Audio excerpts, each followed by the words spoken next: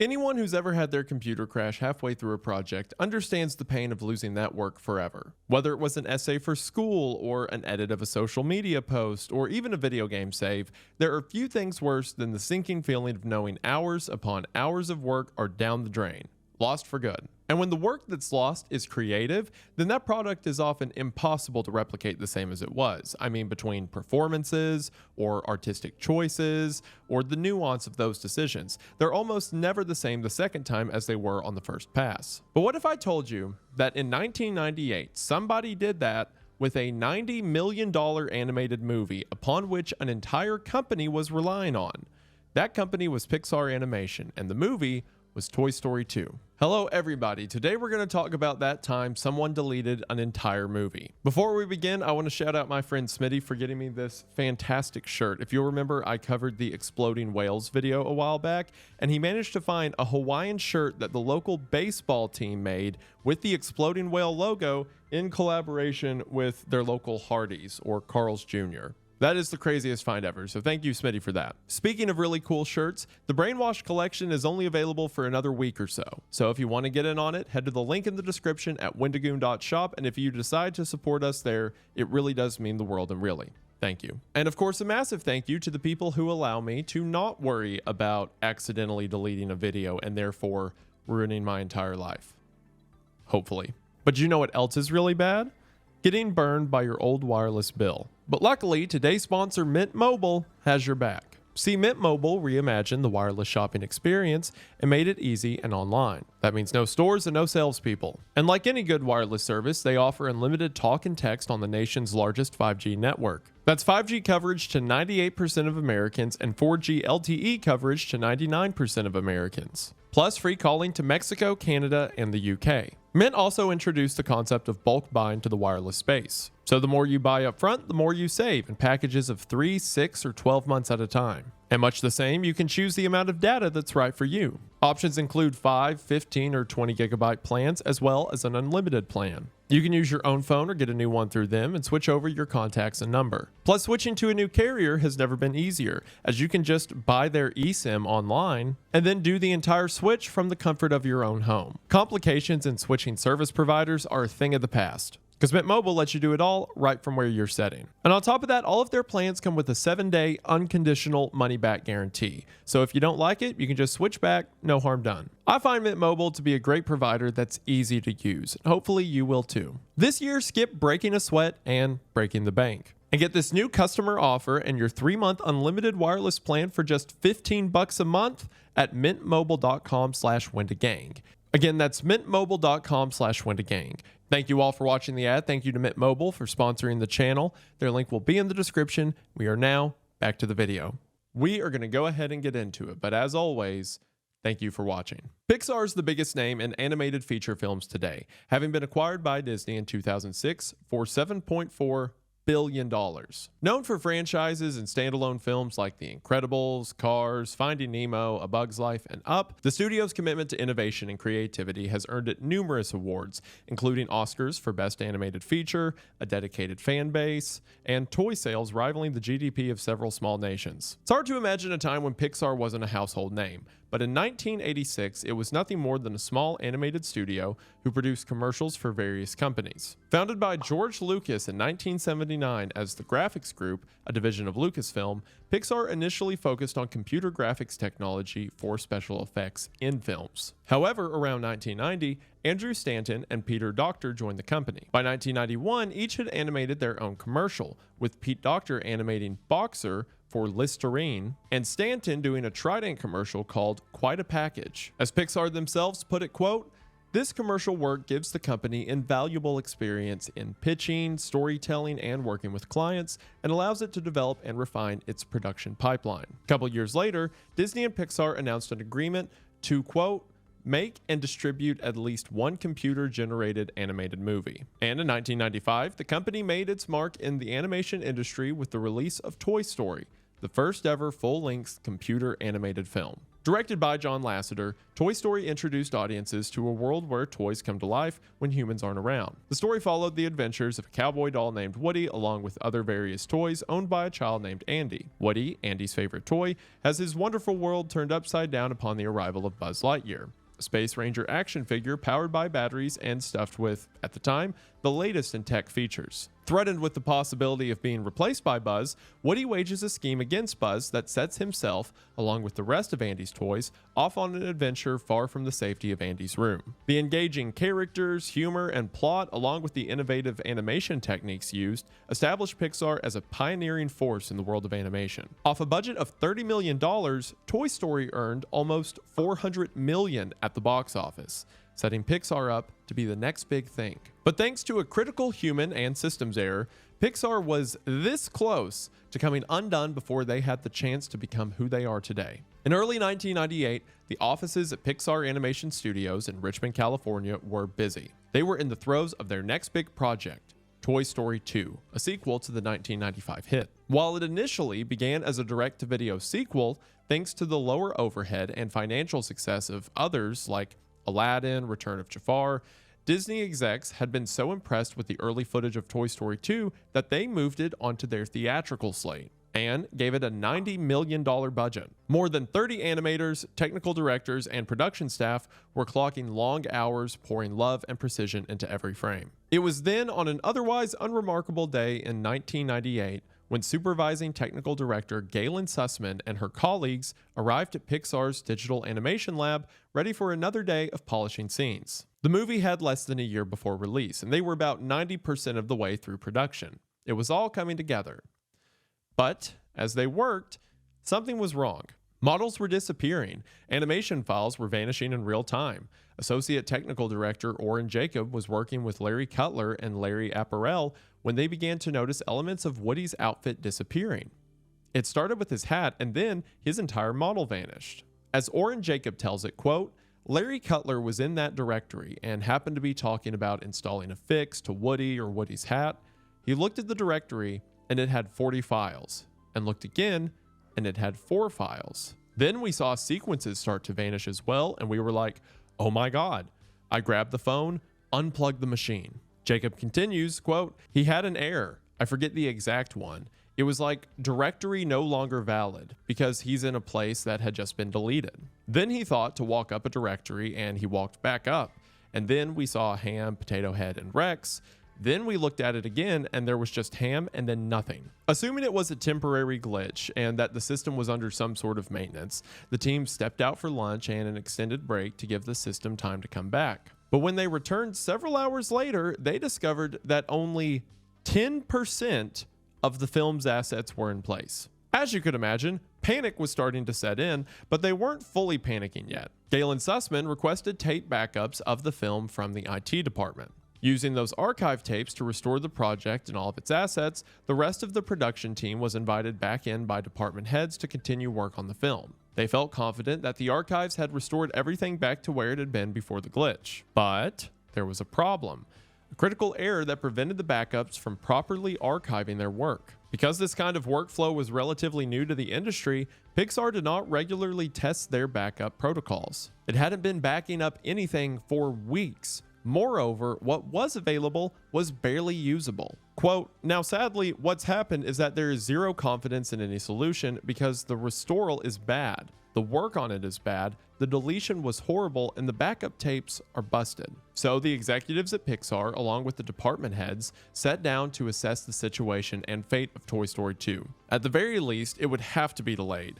At worst, the entire movie would have to be scrapped. So of course, this asks the question, what happened? I mean, what went wrong that put an entire company in this situation? Well, on the Linux machines they used at the time, there was a command, rm*, which removes everything on the file system as quickly as possible. The command, as it turned out, had been run by accident. A technical director who to this day remains unnamed for reasons you could probably imagine, had attempted to clean up some files on the production server. But due to a small typo in a command line, essentially a misplaced backslash, the system interpreted it as an instruction to start deleting the entire production tree. In other words, it commanded the system to begin removing every file below the current directory. Quote, unfortunately, someone on the system had run the command at the root level of the Toy Story 2 project, and the system was recursively tracking down through the file structure and deleting its way out like a worm eating its way out from the core of an apple. Effectively, it's the equivalent of trying to delete the last word you typed. So you try to select that word, but accidentally select the entire rest of whatever you were writing. So when you hit backspace, everything is gone except for the one word you wanted to delete. With no safeguards to prevent this very thing,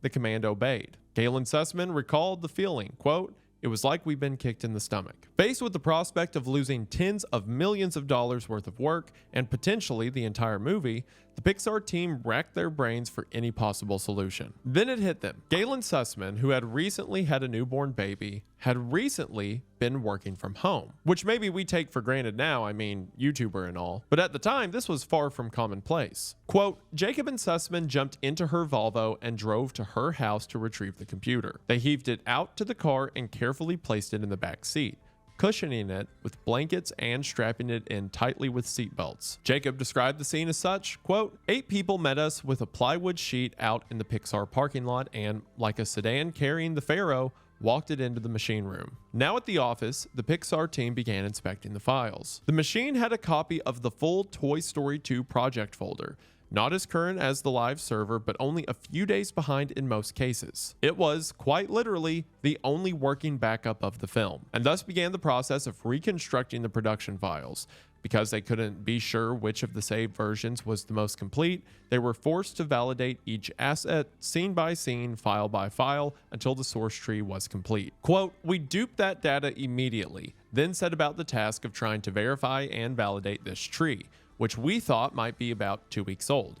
We compared Galen's restoral with a much older one from 2 months prior and couldn't determine a clear winner. There were too many inconsistencies. So instead, we set about the task of assembling what effectively amounted to a new source tree by hand, one file at a time. In all, the number of files was somewhere in the 6 digits, over 100,000. And while 70% of those were verified as restored, that still left over 30,000 files for the team to verify individually over the course of a weekend. They got their sleeping bags and worked in the office in 8-hour shifts, round the clock, to restore the remaining assets. Quote, in the end, human eyes scanned, read, understood, looked for weirdness, and made a decision on something like 30,000 files that weekend. Pixar eventually rebuilt the film and pushed ahead with production. The release date had to be moved slightly, but the project was saved. The sequel was yet another hit for Pixar and Disney, making $487 million at the box office and probably selling that much or more in toy sales. Off this success, Pixar would go on to make several high-grossing successes and critical darlings, including Toy Story 3, which released in 2010 and grossed over $1 billion. Had Galen Sussman not saved the day by working from home and making that realization, that one command line error would almost certainly have erased Pixar along with it, changing the landscape of movies forever. The Toy Story 2 near disaster led to a complete overhaul of Pixar's IT protocols. Automated backup systems were redesigned from the ground up. Regular testing became mandatory. They introduced file versioning, off-site backups, and fail-safes to prevent unauthorized deletions. But this isn't the only instance of a studio accidentally deleting footage.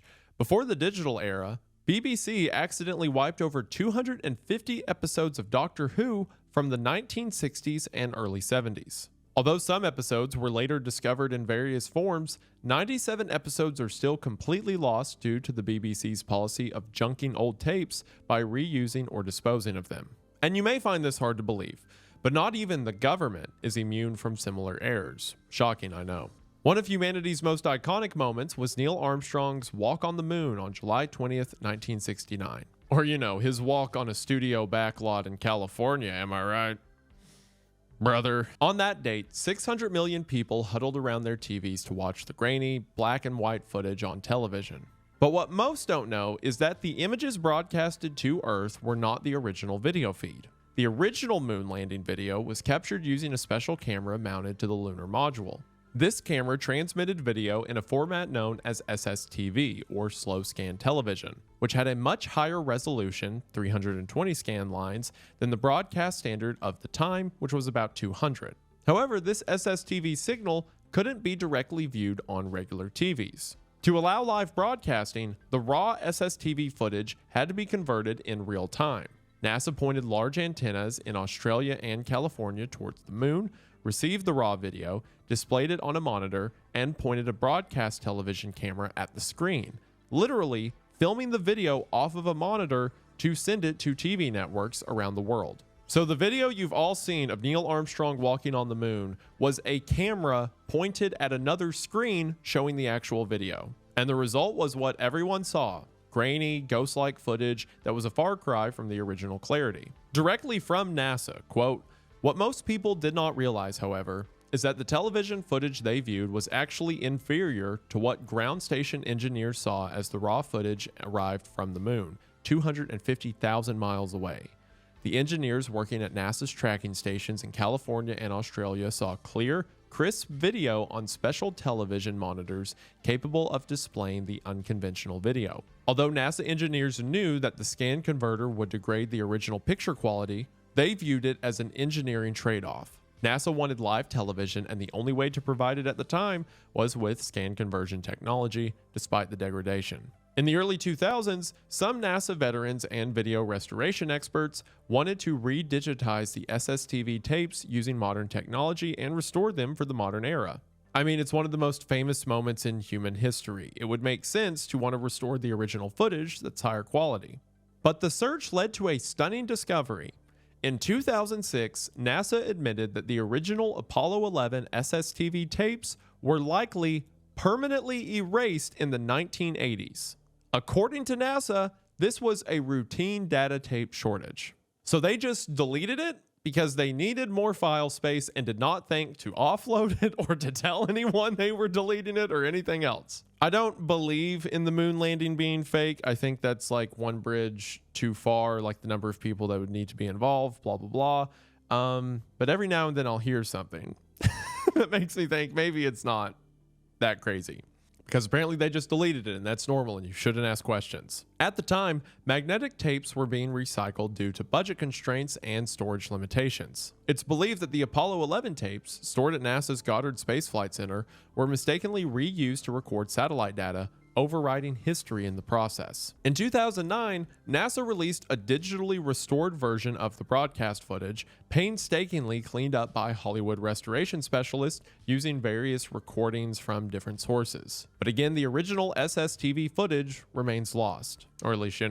that's what they say. But as bad of a look as lost footage can be, it can be equally damaging when the unfinished footage actually leaks before it's ready. In 2009, a working print of then upcoming superhero movie, X-Men Origins Wolverine, leaked onto megaupload.com a month before the film's release. While it wasn't uncommon for movies to be pirated and available for free online after they had come out, sometimes even being available in a market like the United States before the film had even reached theaters there, this was really the first time a film of this magnitude had been leaked, unfinished, before it released anywhere. 20th Century Fox, the film's studio and distributor, were understandably furious. The copy had already been downloaded hundreds of thousands of times, and even worse, this version was incomplete. Many of its visual FX shots were unfinished, including visible wires and cables, and the copy made use of temp music and sound effects in place of the final score and completed Foley. Tom Rothman, co-chair of Fox at the time, said, quote,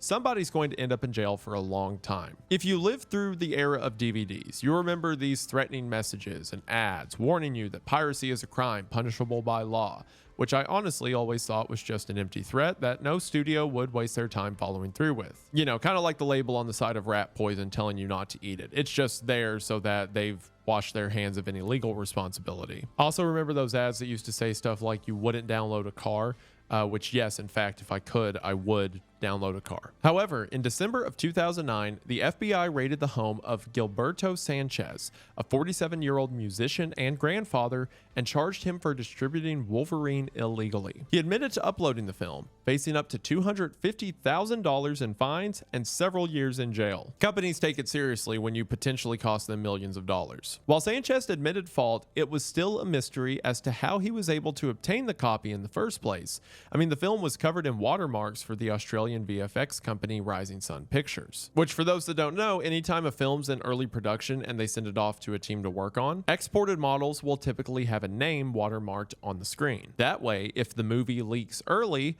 everyone knows where it came from. For example, when A24 had Hunter and I do an ad on Creepcast for Bring Her Back, my version had my full name watermarked across the screen. So if that version of the film leaked, A24 was going to be at my house, probably with a gun. As Sanchez would tell the FBI, he had purchased an illegal copy of the movie on DVD for $5 from a local DVD bootlegger in New York, where Sanchez lived. In December of 2011, he was found guilty and sentenced to a year in federal prison as well as a year of supervised release. While Fox eventually had their revenge, they had a bigger problem on their hands. Not only had hundreds of thousands of people already seen the movie, meaning they were unlikely to pay to see it in theaters, the movie was also just not good. Word spread so fast, in fact, that the well-known entertainment columnist Roger Friedman posted a review of X-Men Origins on April 2nd, 2009, admitting in the column that the review was based off of the illegal unfinished copy of the movie he had downloaded from the internet. Now, of course, distributing the illegal movie is worse than just watching or downloading it, but that's still illegal. And it's one thing to do something illegal, and it's another thing to admit to people that you did it, but to write about it in a nationally syndicated column on the internet for your job is either really stupid or really cool. I can't tell. Like, either Roger Friedman didn't think about what he was saying and just dumbly said, oh, I downloaded it illegally. That's what I'm basing this review on. Or he just really hated Fox News and was like, yes, it was me. What are you going to do? Well, as it turns out, they did a lot. What is especially relevant about Friedman is that he was a columnist for Fox News. That is right. He was a Fox employee. The review was even published to Fox's website. And even though he was largely complimentary of the film, he also wrote about how much more convenient it was to watch and review the copy from the comforts of his home rather than to go to the theater and pay to see it. Which, you know, great thing for a film critic to say. From the review, quote, "It took really less than seconds to start playing it all right onto my computer. I could have downloaded all of it, but really, who has the time or the room? Later tonight, I may finally catch up with Paul Rudd in I Love You Man. It's so much easier than going out in the rain." Which is really funny because he's just describing streaming services before streaming services exist, but he's doing so about an illegal rip of the movie. Again, that is being made by the parent company that he works for. As you can imagine from everything you just heard, Friedman was immediately terminated from his role, and he turned around and sued 20th Century Fox parent company, News Corp, which was run by the famed billionaire Rupert Murdoch. While the lawsuit was eventually dismissed, one of the claims made by Friedman in the lawsuit is of special interest. He claims that it was Rupert Murdoch himself who was responsible for that copy existing and being leaked in the first place. Ted Gagliano, then head of features post-production at 20th Century, describes the period of the Wolverine leak as, quote, "the worst month of my life." Perhaps learning somewhat from the Toy Story 2 incident, as much of the industry had learned at that point, having safety protocols in place to prevent unwanted actions being taken on unfinished movies was a must. This would include measures to prevent leaks, especially from highly popular franchises like those of Marvel properties. Gagliano said, quote, "We thought we had good practices at the time.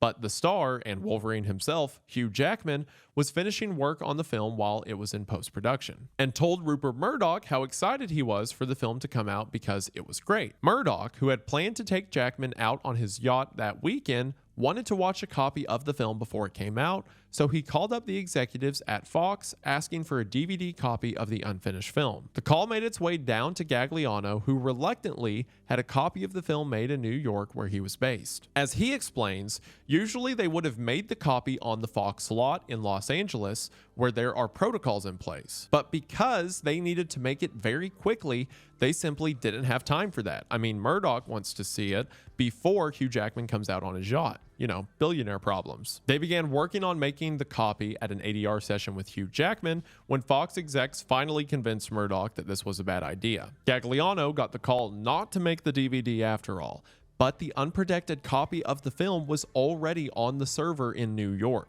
The server was supposed to be cleaned, but someone left the copy on it just in case they needed to get it made for Murdoch after all, as again, there wouldn't have been much time to make the DVD had he changed his mind, which, you know, billionaire owners of movie studios probably do that from time to time. 2 weeks later, the news came up that someone with access to the server had seen the copy, decided to put it on a DVD, after which time it appeared on the street. Next day, Gagliano had the FBI at his office. So because Murdoch wanted it in New York, that's what led to it getting sent to New York and somehow winding up on DVD rips on the street, which at some point Sanchez got a hold of, uploaded online, and the whole hoopla began. At a panel for the Producers Guild of America on cybersecurity and entertainment, Gagliano says that this incident taught the studio to be much more cautious about security measures and to enlist stricter protocols to better protect their projects from leaks. Quote from Gagliano, "I think we've gotten a lot better since then because of that incident." There's debate on how much the leaks impacted Wolverine's box office, but there's no doubt that, at the very least, its opening weekend was hampered. The film made $374 million, which was worse than the previous X-Men film. Unlike Wolverine, Toy Story 2 prevented true crisis from happening, saving the movie and company from certain disaster. But lessons and protocols are still happening to the entertainment industry. In late 2014, a group of hackers called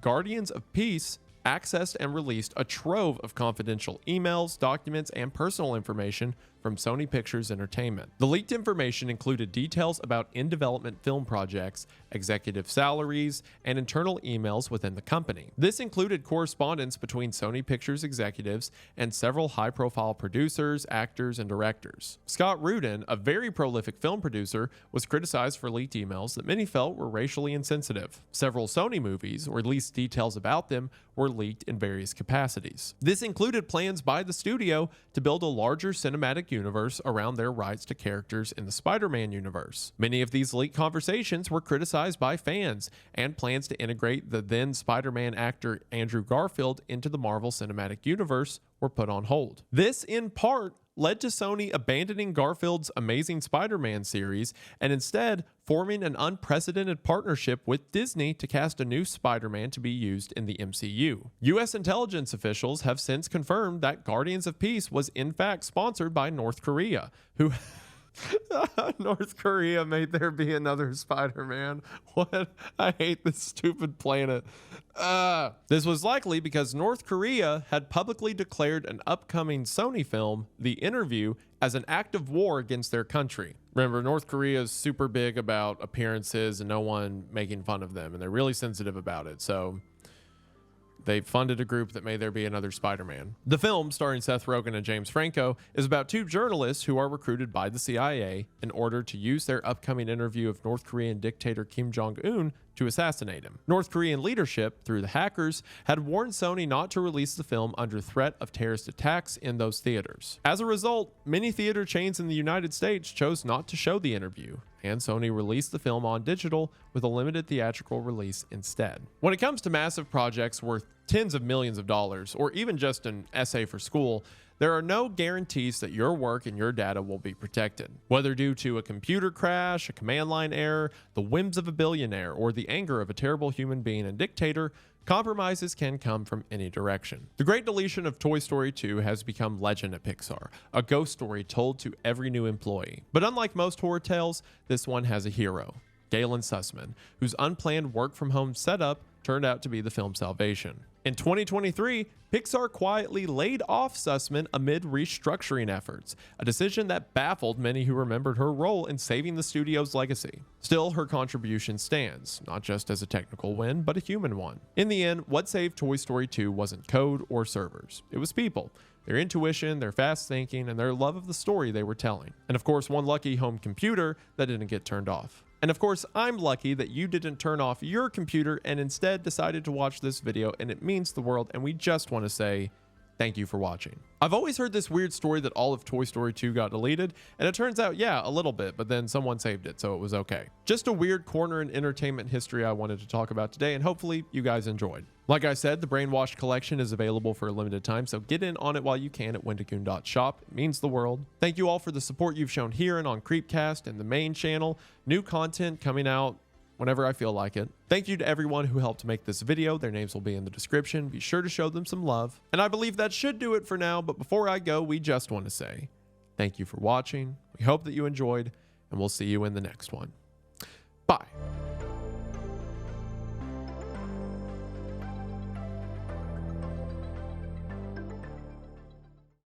You know, Pixar thinks they're cool and all. I've also deleted entire videos while I was working on them and had to start the thing over from scratch. And I didn't have, you know, a woman at a different house who had the whole video backed up. I just had to redo the whole thing. So really, I'm the one who this video should be about. I'm the hero today.